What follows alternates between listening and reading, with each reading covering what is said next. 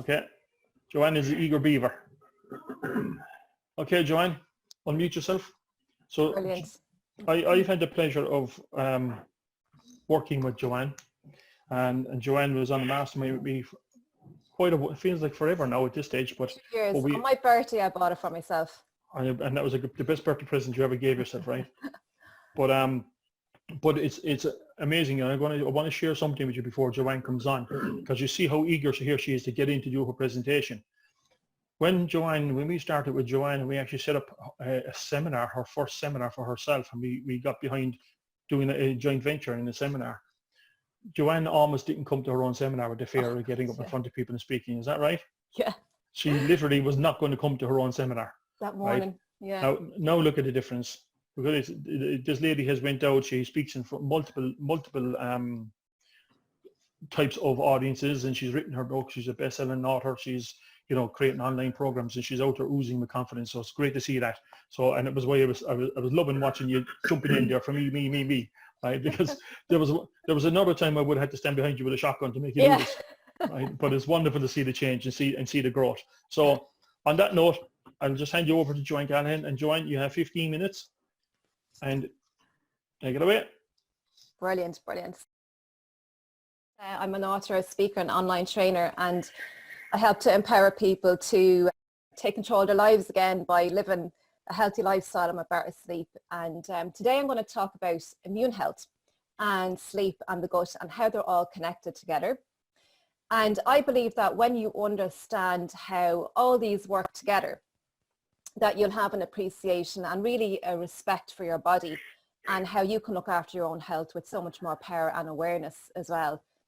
So probably the most effective way to resolve your sleep issues and immune health is to improve the health of your gut. And not melatonin or blue blocking glasses or relaxing before bed, they're all really good and effective to help me to get a sleep, but don't overlook what could be one of the most fundamental causes of poor sleep, and that's poor gut health. And poor gut health could comprise of parasites in the gut or an overgrowth of bad bacteria, and this can cause problems in the gut itself with digestive problems like IBS, irritable bowel syndrome, but also outside of the gut as well in the form of brain fog or fatigue and the inability to sleep properly as well.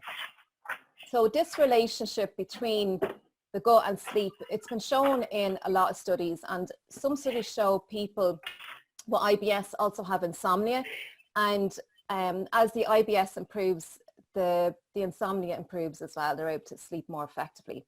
So probably one of the most significant problems that affects the gut is stress. And right now, a lot of people are dealing with stress. And this is probably one of the biggest risk factors to catching colds and viruses. And this particular virus that's going around right now, I just do not like to mention the name, but we all know what we're talking about. Because stress really does directly affect sleep and our immune system. I'm going to show you a few slides just to back up what I'm saying. Just going to share my screen and just show you some reports just to show you. So can you see the screen all right there? Yeah, thumbs up. Yeah, we can see that, yeah. Brilliant, thank you. So I don't know how to explain. Anyway, this one here is probiotics, and it's shown that people who have stress, these are people who are taking exams, and it shows basically that they have a lot of issues with sleeping properly, and when they take probiotics, which helps our good bacteria in our gut, it helps them to improve their sleep. This is another one here that shows probiotics again. People with irritable bowel syndrome, that when they take probiotics, it not only improves their gut health, but also their sleep as well. So there are a couple of reports and studies to show you that. So let me talk about where sleep comes into supporting the immune system. So during sleep, the brain goes through these 5 cycles, and they're really important for the mind and the body to recover and recharge.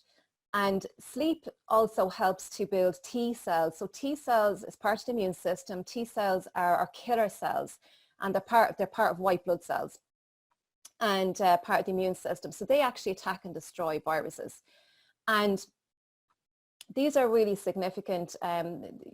These are only built during a deep phase of sleep. So we have the 5 stages of sleep, and stages 3 and 4 is our deep phase of sleep. And it is only here where our immune system is rebuilt, and these infection fighting killer cells are actually made in this deep phase of sleep. And actually there was studies done that if you sleep for 5 hours or less, even in one night, your immune system is comprised by up to 70%. And this has been shown in studies. So like, I just really want you to hear that 70% of your immune system can be suppressed when you sleep 5 hours or less a night. So you can imagine if that's prolonged. The immune system's response is also improved by getting a good night's sleep. So it responds faster when you get a good night's sleep. And you may remember if you have a cold or a flu, and your mother or your doctor will say, go home and get plenty of rest and drink plenty of fluids. So that goes to show you again that we need sleep to support our immune system. And here's the thing, 70 to 80% of your immune system is actually in your gut. And your body is full of trillions of bacteria and viruses and fungi, and they're collectively known as the microbiome. So you probably heard of your microbiome. And they're mostly made of bacteria. This is good bacteria. So our microbes actually outnumber our human cells. So for every 10 microbes in our body, there's 1 human cell. So we're quite literally mostly microbes when you think of it. So really respect them. So the microbiome helps with producing hormones and brain function. It helps to control your appetite, your digestion, your mood.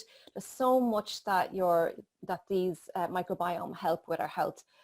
They also produce vitamins, and they have a massive impact on the immune system because they help to control how your body responds to infection. They actually talk to your immune system and tell your immune system what's happening and help them to fight off viruses and infections. And they also support detoxification and basically, keep the peace in the gut. So they act like a referee practically in the gut. So the microbiome also produces and releases a lot of neurotransmitters as well that are associated with sleep. So dopamine, serotonin, GABA, and these are made in the brain as well. And you heard Donna Kennedy speaking about serotonin there in one of her talks there recently. So 90% of serotonin is made in the gut, and serotonin is the precursor for melatonin. Melatonin is our sleep hormone. Now, interestingly as well, melatonin is produced up to 4 times more in your gut. And there's a lot of studies that show that melatonin may help your friendly bacteria to synchronize into their circadian clock. So you may have heard me speaking before about circadian rhythm and circadian cycles. So every single cell in our body has this circadian rhythm that primarily responds to daytime and nighttime, light and darkness, but it also is affected by the timing of the food when we eat. Because, back in the day, we only ate during the daytime when we had light, and, we went to bed when the sun went down. So this is how we have evolved. So our system is used to eating during the daytime and not nighttime. So we have this circadian rhythm or the circadian clocks, and it's in all of our cells, including our microbiome. So what is the relationship between sleep and the microbiome? So, well, it turns out that the microbiome affects sleep and sleep-related physiological functions in a number of ways. So disrupting the circadian rhythms, as I said, altering the body's sleep-wake cycle. So we have a sleep-wake cycle, and this is our sleep drive, and also affecting the hormones that regulate sleep and wakefulness as well. So scientists have actually discovered that when our circadian rhythm is disrupted, like if we're traveling and we have jet lag, or shift work. So there's a lot of shift work now in the last number of years. So this also disrupts our microbiome, and scientists have shown this as well.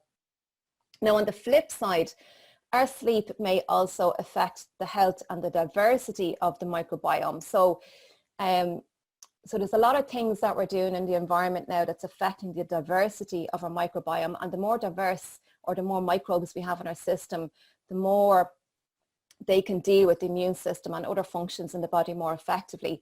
So, when we're growing our plants now, there's a lot of, our soil is depleted, the bacteria in the soil is depleted, and you know, we're spraying all these pesticides, and we're over harvesting the land, and then we're spraying the pesticides on the plant. Now the plant has its own immune system that you know, it survives out there, and when we're spraying pesticides, we're killing off the bugs off the plant for it, so therefore we're not enabled to produce its own immune system, if you like. And when we eat the plants, so this is reducing the diversity of the microbiome, because we get an awful lot of our microbiome from fiber from the plants and probiotics and prebiotics. So you can improve your gut health by eliminating toxicity, and this will help to improve mitochondrial function as well. Now that's a big word, but mitochondria basically is the energy or the powerhouse of your cells, and every single cell has one of them. And Donna spoke about the stress response, you know, the parasympathetic nervous system and the sympathetic, so fight or flight, and your rest and digest. So we're only ever in one of those two states at any time. And our cells, it goes right down to our cells as well. And the mitochondria, they produce all the energies of the cells. So when your cells are under attack or stressed out, they don't communicate very well, and the energy is low, so there's no energy. So right down to the cellular level, this can be affected. So this also in turn is going to affect your sleep, because pathogens and viruses and toxins, they all interfere with the neurotransmitters that are involved in sleep. So how much time do I have left? Okay, I've just about 5 minutes. Is that right, Pat? I've just about 5 minutes. I have my own clock here. 4 minutes 40. I should have given you a notification. Brilliant, that's grand. I'm actually I was too taken what you're talking about. Brilliant, brilliant. So the other thing I just wanted to see if I had enough time is the brain health. No, I could expand so much more on this, but I have to be mindful of time. But brain health, your brain. So Donna again spoke about the blood-brain barrier. So this is a protective barrier that stops toxins from going into the brain, because your brain is so important. And we don't want toxins getting into the brain. Now, it turns out the brain has its own immune system. It's called the lymphatic system. So the body has a lymphatic system. So this is the lymph, and it gets rid of all the toxins, also helps with body fluids in the body. But the brain has its own independent called the lymphatic system. So it turns out at nighttime, now listen, when we're sleeping at nighttime, when we're in a deep phase of sleep, when we're unconscious, the tissues in our brain cells shrink down by about 60%. And this allows cerebral spinal fluid to go through the brain and literally flush out any toxins or debris that's in your brain. So this is massive. This is absolutely massive. So that's its own immune system in the brain. I don't want to expand too much more on that. But just to know that the lymphatic system also, there's a toxic protein in there called beta amyloid that has been found in patients with Alzheimer's, clusters of it. And it's been suggested that, you know, these beta amyloids can be cleared out at nighttime when it's doing the detoxification process when you're asleep and deeply at nighttime. Now, Alzheimer's could take up to 10 years to form, and you wouldn't see any symptoms. Now, there's a lot of other things that can contribute to that as well, but this inability for your brain to flush out these toxins can have a massive contribution towards that as well. So beta amyloid, yeah, so it's been found, and there's other few things in there as well. So just to summarize, where's my slides? Just want to, am I sharing the screen again? Yeah, so just to summarize, should be able to see my screen there now. Yeah, brilliant. Okay. Yeah, just do not underestimate the power of your sleep and your gut health and your immune system and how they all connect with each other, and really respect the power of your body.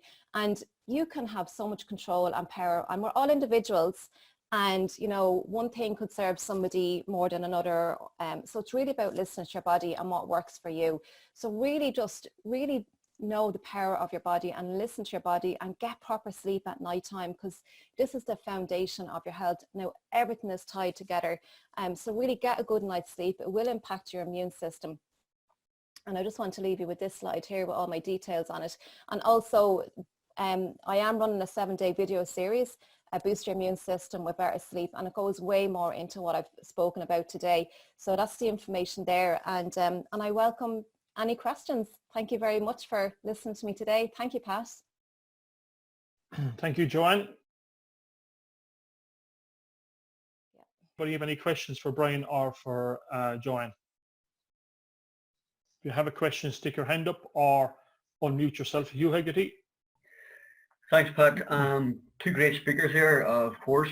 Joanne, as Pat was saying there, that a few years ago you were very shy and quiet and not willing to speak and not looking to speak.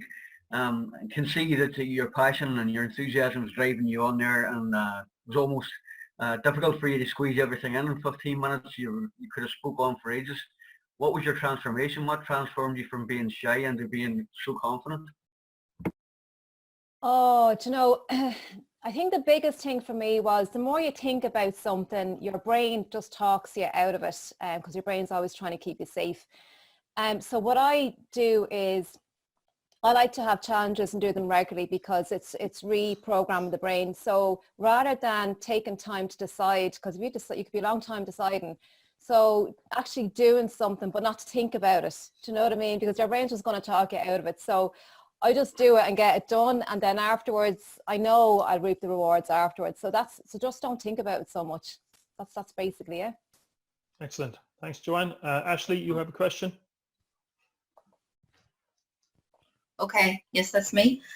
Two amazing presentations. I have a question for Joanne, and you can even just any brief tips for getting better sleep. 'Cause my brother is an insomniac. Oh, there's loads and loads. Buy my book. Some of the things that you can do is, a routine. Get up at the same time every day. Go to bed at the same time every day. Because your body, again, this ties into the circadian rhythm. You need to be aligned to your circadian rhythm. Don't eat too late at nighttime before you go to bed. One of a hack that you could use at nighttime before you go, because there's the usual tips are out there, but a hack that I like to use is, most people have difficulty going to sleep at night as soon as their head hits the pillow, because we're so distracted during the daytime with all the busyness. And at nighttime, you're kind of alone with your thoughts because you're just lying there in bed. So what I like to do is to remember myself to sleep. And what I mean by that is, when you're thinking, you're using the prefrontal cortex, you're using this part of the brain. This is the conscious brain. So when you remember something, a highlight of, maybe your summer holidays or something, you're accessing a different part of your brain. And the part of the brain that you're accessing is your sleep center. So you're actually turning off the thinking part of your brain. So if you remember something, and that you can remember yourself to sleep. So that's a hack that I love. I only read that there a couple of months ago, and it works wonders. It's brilliant. It just gets rid of that anxiety and switches off the conscious brain. Super. Thanks, Joanne. Anybody else, any questions? I have a question. Go ahead, Aaron. For both speakers. First of all, Joanne, when's the best time to eat during the nighttime? There isn't really during the nighttime. Now for shift workers, obviously you have to eat during the nighttime. So your digestion, your metabolism doesn't work as effectively because we were never designed that way. But the best advice that I could offer is to eat at the same time during the nighttime. If you're doing shift work, for example, because then your body knows when to expect it. Again, it comes back to routine, and it's the cue for your body to know when to expect it. So really creating a routine. Perfect, thanks. Sorry, Tony, can you unmute yourself? Yeah, I'm on. Okay, have you got me? Yeah. Okay, good morning all. Question there for Joanne. Joanne, in relation to sleep, is it, I've read several articles on this, that it's important to get an amount of daylight into your body throughout the day, because it resets a pondostat in your brain that tells your body when it should sleep. Is that correct, or could you throw a bit of light on that, Joanne? Yeah, absolutely. So again, coming back to the circadian rhythm, so we have two main hormones, cortisol and melatonin. And cortisol is highest in the morning time. It's a stress hormone, but we need a certain amount of cortisol. So it's highest in the morning, and then it gradually dissipates during the day, and the melatonin kicks in, which is your sleep hormone. Now we need sunshine because that is the prime regulator of this circadian rhythm. And we need sunshine. It's our vitamin D. It's involved in our immune system. It's involved in a lot of the sleep hormones and neurotransmitters. So daylight is the cue, if you like, for this whole circadian rhythm, keeping it in sync. Probably the quickest. Okay, and apparently that has a big effect to people in nursing homes. That's why their sleep patterns go out of kilter, because they're not getting enough daylight. Is that Yeah, correct? it's a circadian rhythm. Yeah. Okay, Okay, that's good. Thank you very much. So Tony, you just confirmed when all this passes, we have to take this to do a seminar in Lanzarote or somewhere where it's nice and hot and lots of sunshine. Absolutely, without a doubt. In plenty of sunshine. And plenty of sunshine. And yeah, maybe we will. Let's never say never. Yeah.